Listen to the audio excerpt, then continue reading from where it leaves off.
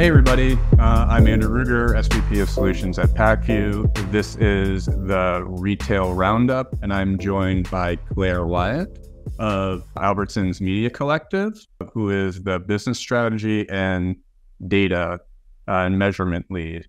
Claire, can you, I guess I introduced you, so you can just tell us a little bit about your role at Albertsons?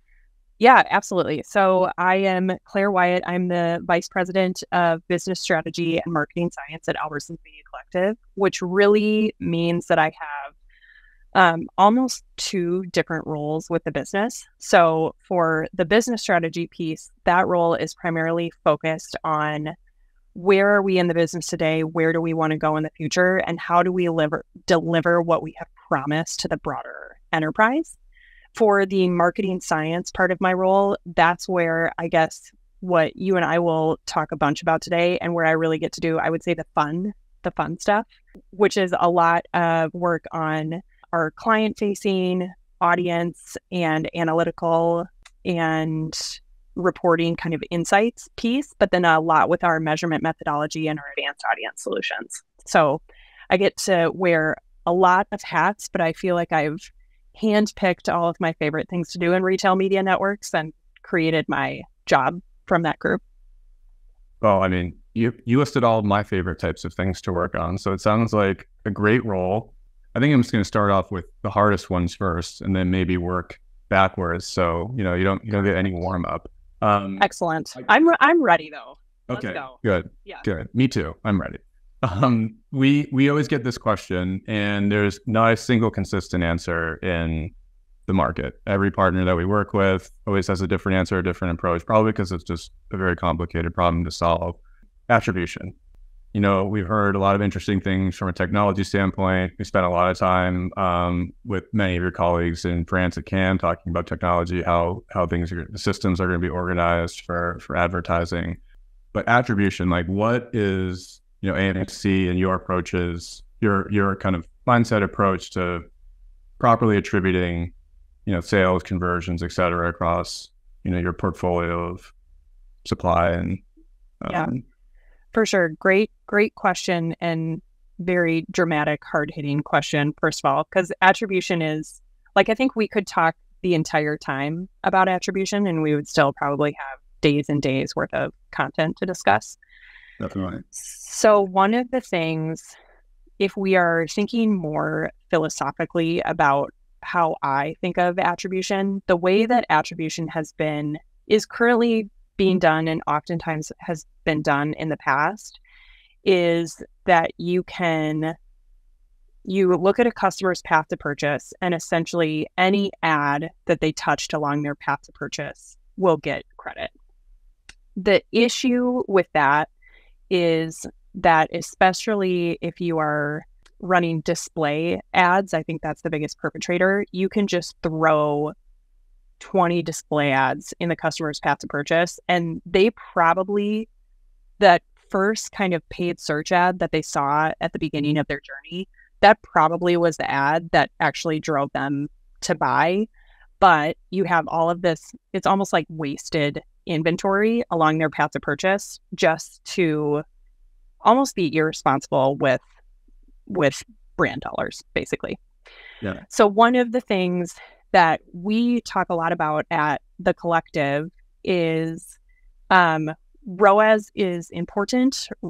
ROAS meaning return on ad spend. It has a place. It's a number that we can get very quickly. We have near real-time reporting, so you can see your ROAS for yesterday, you can see it today, you can make optimizations on that. That is absolutely a metric that we don't want to completely throw out. However, what we would say what's really important to look at and focus on is the incrementality of that media spend. And so we think about that, and I think we think about that in a couple different ways. So one, I would say just incremental ROAS in general, we think is a super important metric. I've been having a lot of conversations recently with people where, especially if you are targeting, say you've launched a new product of, I don't know, like a crazy flavor of potato chips or something. And so generally people have not bought those potato chips yet. And so there's a lot of effort to get people to buy that product. In a lot of cases, one of the things that I think the market will sort of start shifting to is what you and I were sort of talking about earlier, like pre this recording conversation, is either a new to brand metric or even a lifetime value metric, because the incrementality to get that new customer might actually be low because they made a really small purchase.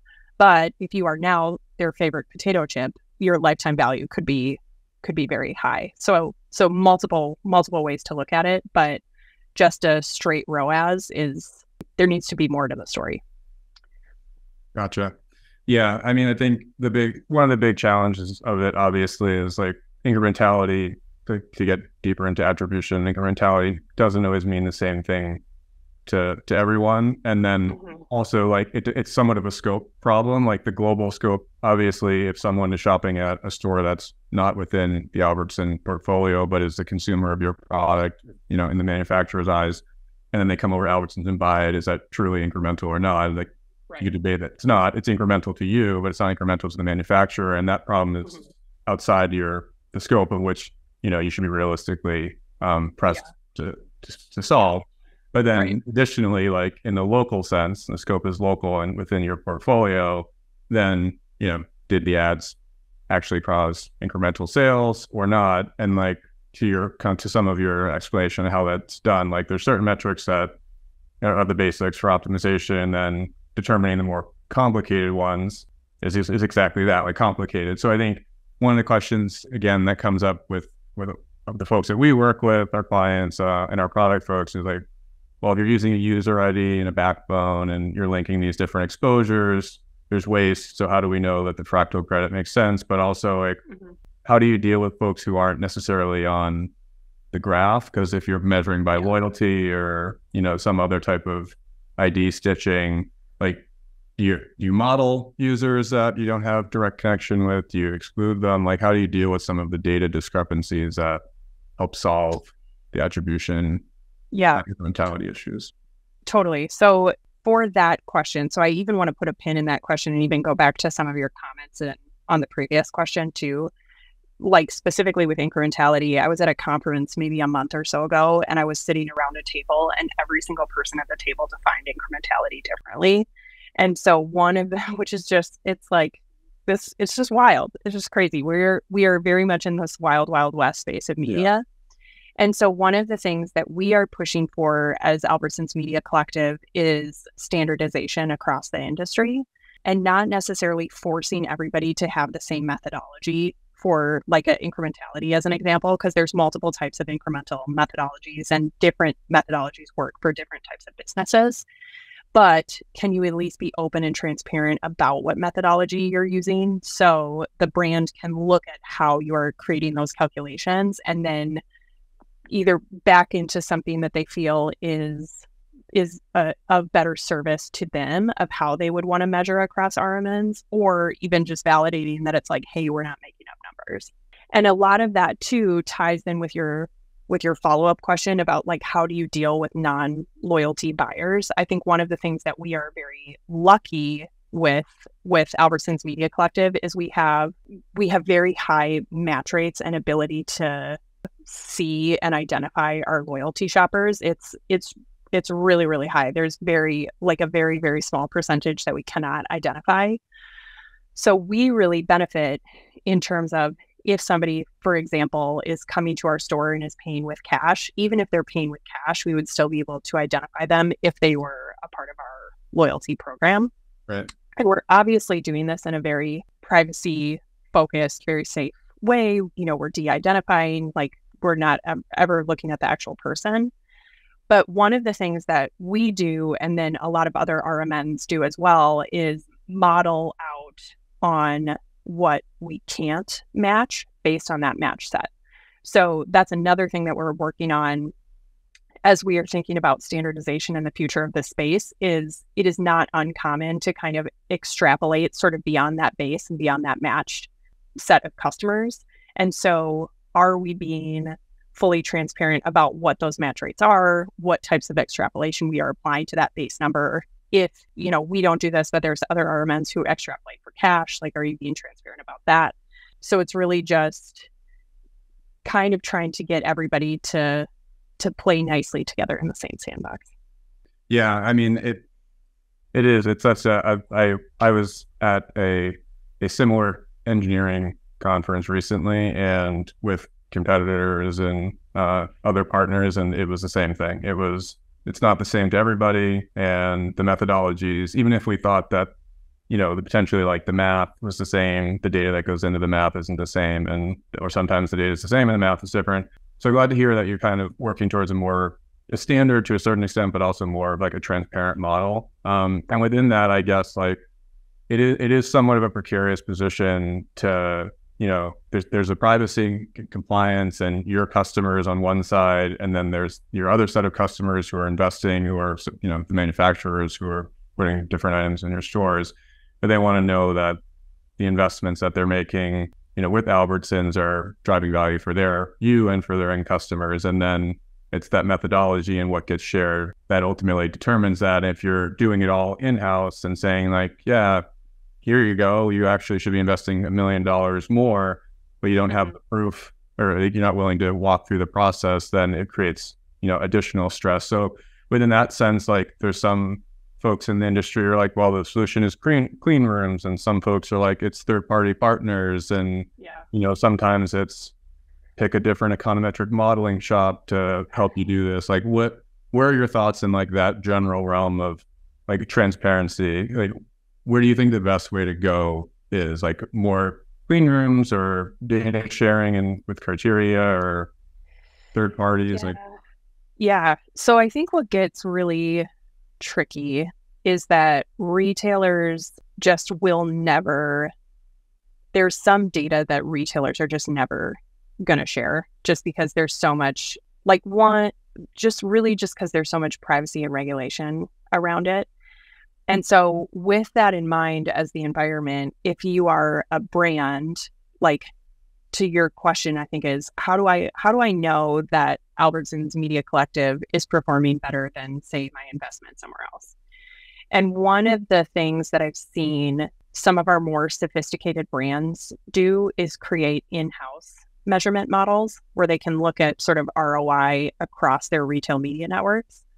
But the thing that they need then from those retail media networks is they need access to at least some level of granular data.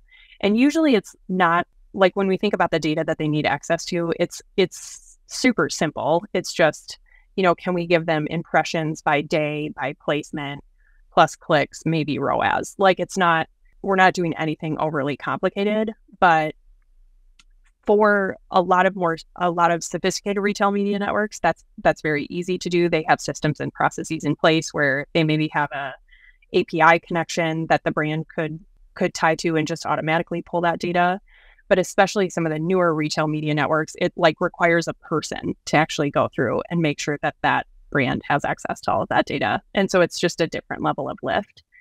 I think I would say probably in maybe 3 to 5 years, I think that'll become more commonplace for retail media networks to be able to provide that to brands, because I think especially as the retail media network space grows as dramatically as we think it's going to grow, there's just going to be more scrutiny and more requirements for measurement or validating that measurement. But I also will say too, I'm always a fan of a media mix model. I think they were not cool for a very long time, and I think they're coming back to be sort of cool and retro. A former superior of mine at WPP used to say, the more things change, the more they stay the same. And it's kind of true. Like, that methodology was invented a long time ago. And then the more networks and things that popped up, it became harder and harder to reconcile. But in reality, like, it's still one of the most effective tools to solve a problem that has way too many variables to do with, most modern methodologies. This leads to another component of like the retail media space, where like trade and merchandising obviously is a massive part to play in all of this. And there's so much activity in store where, you're going to have great success online so far, and, it'll continue to grow, but still so much volume in grocery moves through in store. And like, how do you, within this attribution and measurement and kind of the growth of advertising and importance, like how does in-store change, and like how does measurement, how does it touch, your life, your world, in the future, like in the short term and then in the long term? Because like, whatever, 2,200 plus stores, there's such obviously a valuable asset to advertisers, manufacturers, but also, end customers. So I feel like that's one of the next frontiers of digitalization and media. It's just like we're right in the beginning of it. Yeah. And I think one of the things that's really funny about in-store is companies have had those assets for forever. And then it's just like we woke up a year ago and we're like, oh my God, we could monetize in-store. So it's just, it's really sort of similar to the media mix modeling thing, where it sort of, I think people forgot about it. And now people are like, oh, wait a minute. So one of the things that I think is going to be especially exciting within store specifically is the move towards digitization in store. But it's almost like this wild, wild west on top of a wild west, where I think there's still outstanding questions of how do you actually do measurement for in-store successfully. I know today, for example, if you're just running like shelf tags or floor decals or just stickers on a screen or a cooler, you could do, a geographic holdout test to figure out, okay, is this incremental? Is it not? But I think especially as things become more digital, the push will be, I can't wait months to get measurement, and I can't wait months to get readouts on if this worked or not. I need to know, similar to my digital spend, if I launched a campaign yesterday, is it working today? And can I see that it's working today? This is less of like me having an answer. This is more of me looking at what different companies are going to decide to do, and can they offer, real-time impressions? Can they track if people saw the ad in store? Things like that. But I think it's where a lot of the future growth in retail media is going to come from. Gotcha. Yeah, it becomes a trade-off of experience for the customers. Like there are some companies in other markets in North America who have gone full tracking, everything you do in store, and you don't touch inventory, and it just shows up in your house, and places like China. And then you have others who's like, well, that can be potentially hazardous to the core business. So how do we strike the right balance across all of our business segments? That makes me think. So like when we are thinking about the future of our in-store, where we are looking primarily is Europe and Asia, because they're really ahead of the United States in terms of in-store retail media network capabilities. Alibaba's stores specifically, that whole experience is digitized, and it is like immediate price changes. If people are watching this, there's a very cool YouTube video. The stores are called HIPAA, and there's just a walkthrough of like how they work. And if you're a fellow grocery nerd, it's really interesting to see how they do. But they're so far ahead of us. So are we going to be there in 5 years, or is it going to be more like 10? Yeah. And it's also what the market and the culture can withstand. Like some of it is almost a generational change. People wouldn't like, screens that talk at them on, milk containers. Okay. Well, I think we're at time, but it was a great pleasure having you on, talking to you, hearing your thoughts. And, we here at Pacvue are really excited to see, what Albertsons Media Collective continues to do, and hopefully we get to talk again soon. Absolutely. Thank you, Andrew. It was a pleasure.